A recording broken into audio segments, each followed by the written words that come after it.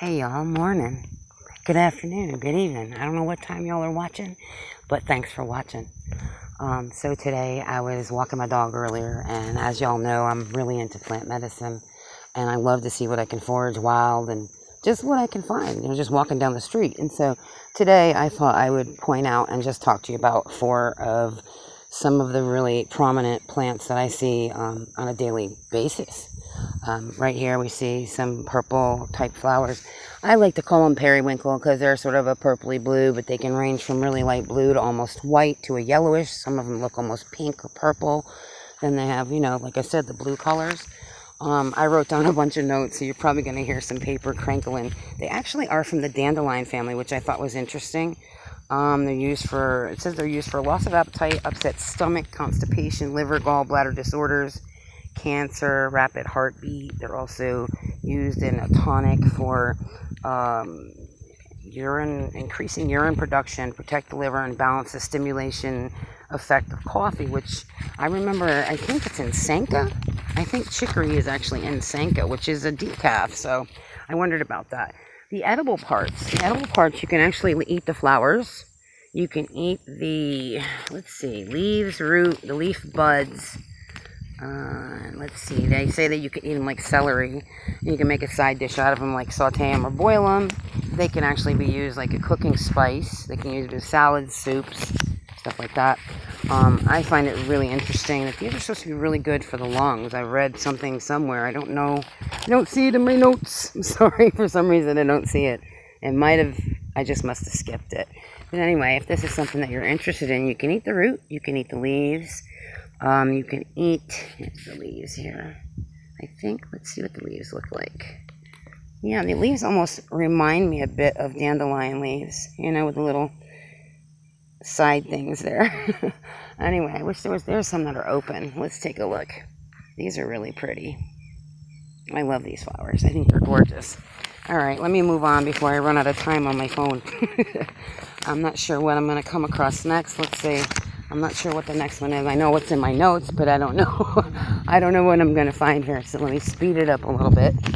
I think the next one is milk thistle, and I believe it's over here. I have a couple of really good, I don't say I have. There's a couple of really good specimens over here. Hopefully the camera's not too jumpy for you guys. Apologies if it is. Look at how beautiful this one is. She hasn't opened up quite yet. Oh, so pokey. Pokey. I do see a bit of, if you look at the stems, they look, let's see the leaves too. I was reading something about, sorry about the paper. I was reading something about milk thistle is the ones that have like white and green leaves and stems. So I believe that's what we have here. Looks like there's white in the center of them, but I could be wrong. Maybe it needs to be more of a mixture. I'll see if I can get a better shot. Oh, that's a pretty good shot, though. And then there's an opened one up here. If you can see her. She's a gorgeous one. Milk thistle is amazing for you. Let's see if I can find my paper on it. And then see if you see any papers getting thrown around, as I'll be getting frustrated and start to toss them everywhere until I find what I need. Let's see. Okay, so my question was, I was curious because, you see a lot of times you see thistle everywhere. So you don't know, is all thistle milk thistle? And that's what I punched into Google. And I said, basically I typed in, is all thistle milk thistle? It says, while they all have similarities, only milk thistle has green and white marbled leaves. Both bow and milk thistle have sharp, spiny bracts surrounding the flower head. But on bow thistle, they're smaller and denser.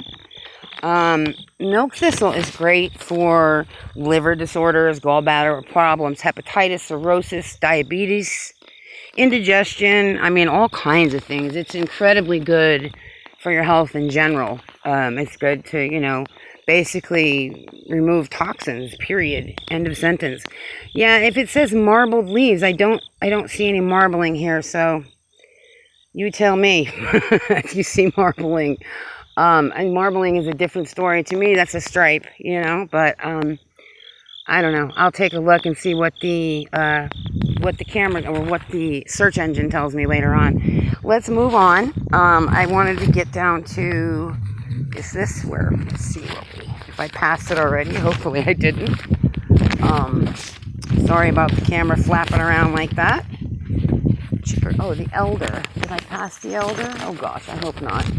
It'd be a real pain in the boot. But just as I walk the dog every morning, I'm looking around at all these plants and I'm like, what is that? What is that? You know, I just wonder what each thing is. And I wonder if it's something medicinal and if it's something that I can use. And I swear I think I passed it. I'm getting really frustrated. Because there's only a couple that are like super ripe right now. So you won't be, oh, then wait, I think I just found them. Yeah, I found them. Okay, hallelujah. So they're going to be a little tough for you guys to see, I think. I don't know. Well, I can see them, but that doesn't mean you can't. So let's hope for the best. Fingers crossed. They used to be able to cross them. They don't want to cross anymore. Right up here, see that? I don't... See, I can back up if it makes... Get a little closer. Those. That little... Whoops. That little brownish colored bunch of... maybe flowers it kind of looks like to you guys, but they're actually elderberries. And there's another little bunch right over here. Elderberries. Oh my gosh, you guys probably heard me talk about or post about elderberries a billion times. These are amazing. I mean, just for like anything. I mean, they let me try to focus on them a little better. I apologize. Sambucus canadensis. Now they say that there are some other trees and bushes and berries that look very similar, so it's easy to make the mistake. Most people mistake it for something Aurelia spinosa. I probably mangled that. Also known as devil's walking stick. People confuse elder with it. It is toxic, but it's mildly toxic when it's raw, so they say that if you cook the berries that it's not toxic. And there's a little preview of what I'm going to talk to you guys about next right there. See that tall stuff? Oh, that's an awesome specimen right there. Let me get back. Okay, back it up. Elderberries, they're good for viruses, colds, immune boosters. They help protect your heart and lessen stress. They're packed with antioxidants and vitamins. And they're good for even some STDs like herpes. Yeah, believe it or not. Yeah, it's crazy, isn't it? Anyway, it said something on there about can you take it daily, and I don't really recommend it daily, basically because it's an immune booster and you don't really want your immune system in constant state of high gear, because to me I think that'd be really taxing on your adrenals. And then what if something happens that it kind of decides it doesn't want to be doing this anymore and it just stops, you know, and you might have a shutdown. I don't know, it's hard to say. I usually only use it when I feel like I've been around someone that's sick, or if I possibly, you know, feel like I'm getting a cold or just not feeling right, then I may use it. Okay, so I'm going to move on to our last and final herb plant. I don't know. This is the leaves right there in that yellow flower. Over there, my giant finger. That's part of it. I believe that the tall guy that I pointed out to you guys over there, that one in the background, that is a greater mullein. I'm not sure if I'm saying that right, but there's an absolutely gorgeous specimen down here. So I'm going to run down here as fast as I can. I'm hoping my camera doesn't shut down on me. Where are you, sweetie? Oh my gosh, am I going to really have to run? I think I will. Sorry. Oh gosh.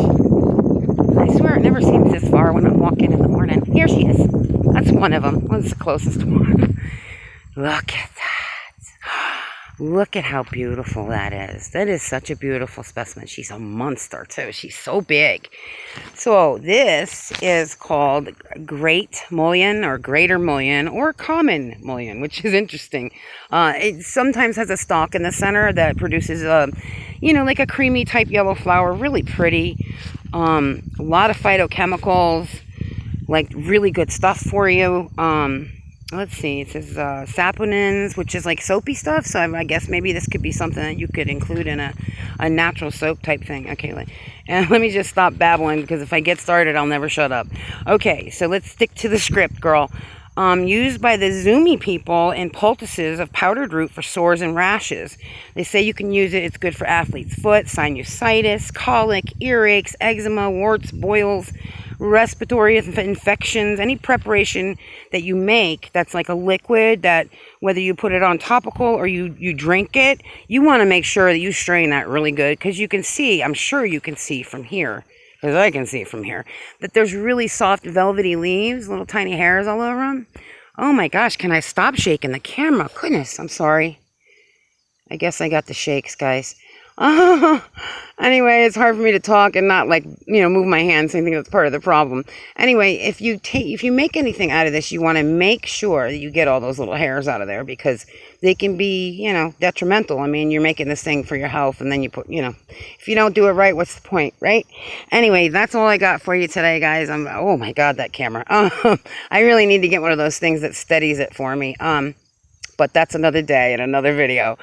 Thank you so much for hanging out and watching this with me and just learning stuff with me. It was so much fun to learn about this and share it with you guys. I knew most of it, but there's some stuff I still learned, and I just, I love sharing that stuff. Anyway, I hope you guys enjoy your day. Thanks so much for hanging out with me. Laters.